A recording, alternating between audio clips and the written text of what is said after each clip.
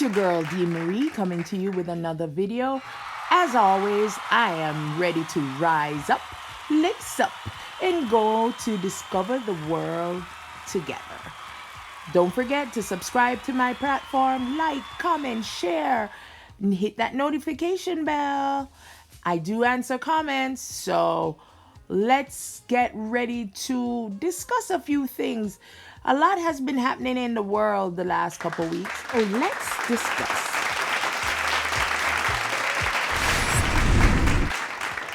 Hi there. How you doing? This is impromptu. Usually I'm behind the camera, not in front of the camera. But something happened here in Germany a couple days ago that I wanted to share with you. So, as many of you know, we were supposed to be moving from Germany back to the States sometime this summer, but then COVID happened. So we're ending up staying a little bit longer or a lot longer. At this point, who knows? But a couple days ago, I was stopped randomly at a checkpoint by the police eye. And when he came out, I just pulled over. Didn't even second guess it. He came up. He was so polite. He said, "Ma'am, hi. He started talking German and I said, the English? And he was like, "Oh, hi." He says, "Can I have your license?" I gave him your license. He said, "Thank you so much for giving me your license." He checked the license. He says, "Have you been drinking today?" I said, "No, sir." He says, "Okay." I said, "Is there a reason why I was stopped?" He says, "Oh, no, it's just a random checkpoint. I'm, sorry for the inconvenience. We just have to do these every so often." I said, "Thank you so much." He says, "You're American?" And I said, "Yes, sir." And he says, "I have seen what has happened in America. And I am so saddened that police and civilians do not live in harmony." And when he said that, my heart just fluttered and tears filled my eyes. This is a German police officer saying this to a Afro-Jamaican person. And I thought about it and I said, wow, we are in serious times. They have a lot of protests here.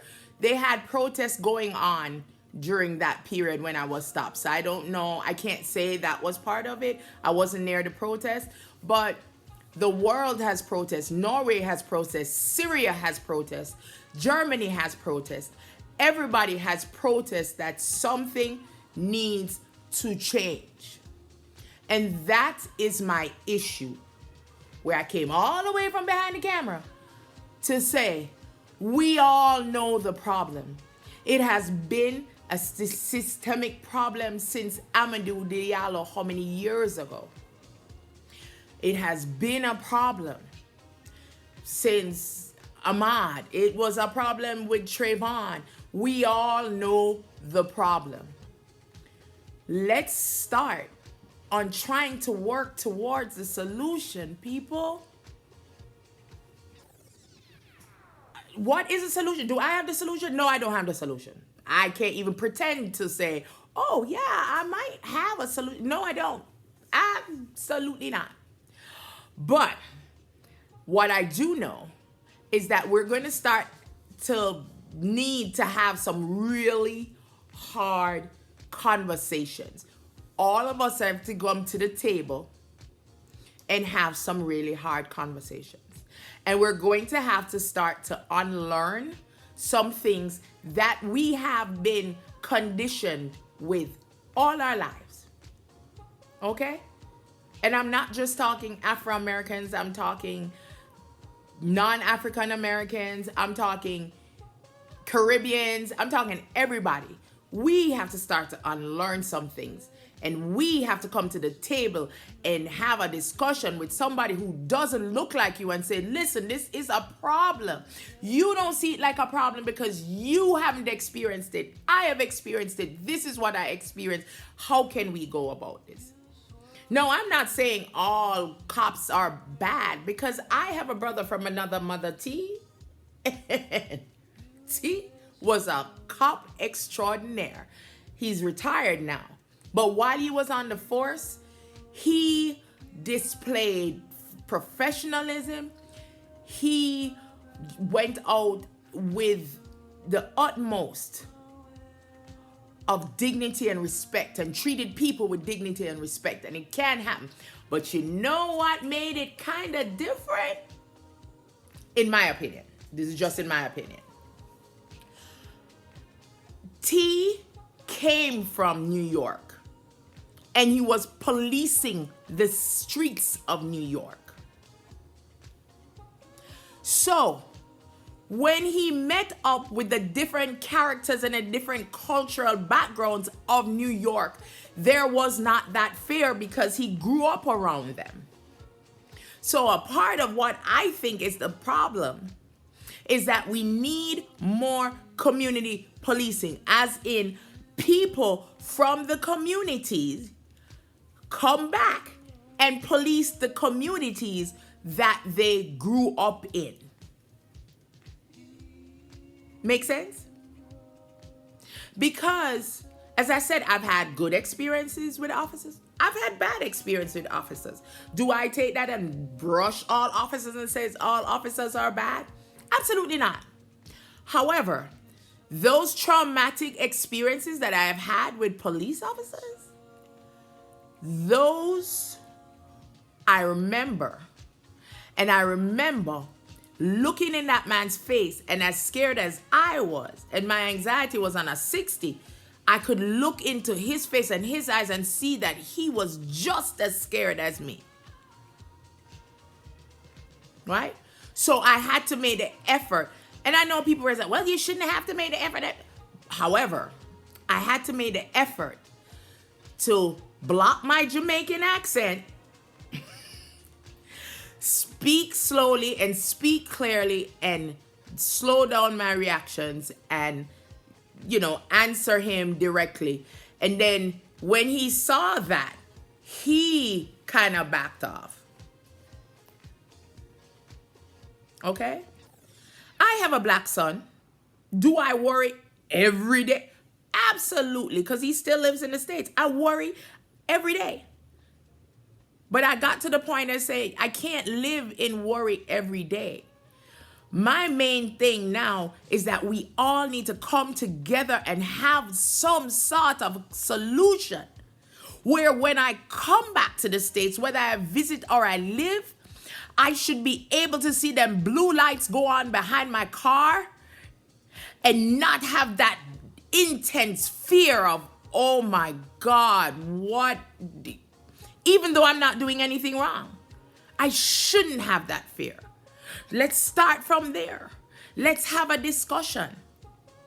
Because I have smaller children, and I don't want when my daughters decide to start driving that they see that blue light and it's fear. I don't want that. So we know the problem. We know part of it is racism. We know part of it is, ingrown from years and years of oppression and the unknown. What can we do to fix it? What? Rioting and looting Gucci and Chanel and Prada and Macy's and Target, that's not doing it. Because you know what people remember? They're not going to remember why it was happening. They're going to remember that, those people, no. And I know some people are like, well, we need to get their attention. Let's find a better way, people. Let's do. Because as I said, there are good police officers out there that stand and defend us every day, whether they be black, white, yellow, green, pink, purple. They stand with us. Let's not group all policemen in the same grouping. There are some bad apples. Let's find the bad apples. Let's get rid of the bad apples. Or let's retrain the bad apples. Because when you get a Midwestern boy or somebody who has not grown up around, let's say, because I lived in Brooklyn for so many years, let's say Flatbush. And you get this boy and you put him in the middle of Flatbush with all the different accents and all the different cultural differences. And he has to stop somebody, and they see these things on the television, and they have their predisposed notions about what is about to happen. And you as an officer, you hear this guy come in with a deep Jamaican accent or a deep Guyanese accent. And Caribbean people are animated when they talk, and they tend to talk loudly, and he's like, oh, this guy's getting aggressive, and then it just goes downhill from there. I would love to have more police officers like my brother T, who grew up in New York, who was raised in the streets of New York. So when he comes among that, he says, oh, he's not being aggressive. He's just trying to explain what's happening. But that's the way some Caribbean people are expressive. And then they take it from there. Come on. Let's come together and have a discussion on how we can change this, so it doesn't have to happen again. I'm begging. See, I come here, I put on a little lip gloss. That's all I could manage today, but it's the bare minimums. But let's come together. Let's not have another little girl crying for her father who's been murdered in the streets. Let's not have another mother who's crying because her son got shot in a neighborhood he wasn't supposed to be in. Let's not have another set of parents crying because their son was sitting or standing on a stoop and get shot 40 times because things were yelled at him and he didn't understand, and he was paralyzed in fear and he didn't know what to do. Let's work on a solution. Do I have the solution? Absolutely not. I'm like you. However, I put forth that we need to have discussions. And if we can't have a broad discussion, let's start with people who are in our immediate circle. Let's have a discussion, a candid discussion. And you know what? You might find out some stuff you don't necessarily like. But guess what? It's okay to disagree. But in that discussion, you might learn some stuff from their point of view that you didn't know. And they might learn some stuff from your point of view that absolutely they have never, ever, ever experienced in their life. And it might start changing the perception of the whole reality of people. Come on, people. Let's do better. Let's strive to solutions now. Protests are good. It gets people's attention. But let's go further towards solutions. That's my 5 cents on D Does today. Like, comment, subscribe. Find me on all my platforms. As I said, it's impromptu. I'm always behind the camera. You've never really seen me. But I think it's important that some of us vloggers come out and address this. Like, come on, people.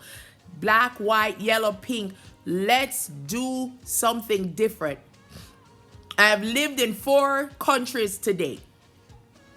And I have seen different when it comes to police officers. So it does happen. It can happen. Let's move towards making it happen.